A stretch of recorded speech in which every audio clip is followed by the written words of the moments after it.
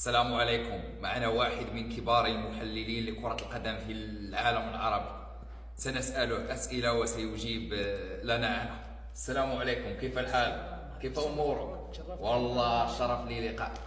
أعطيني أفضل 3 لاعبين في التاريخ. في التاريخ. كاسياس. أيوة. لاعب من الحراس التاريخيين يعتبرون. ثاني إيفر بنيجا. أنا أول مرة أسمع بالاسم هذا. أين لاعب؟ اسمع فيه.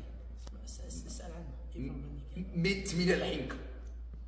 ثالث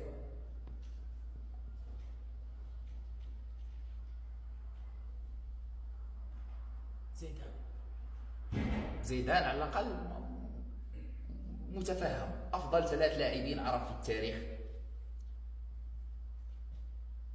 في التاريخ. أيوة. ياسر قحطاني، محمد نور. ياسر قحطاني، محمد نور.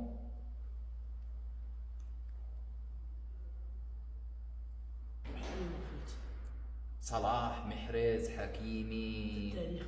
يعني هؤلاء قصروا معك. لا، هذول الثلاثة.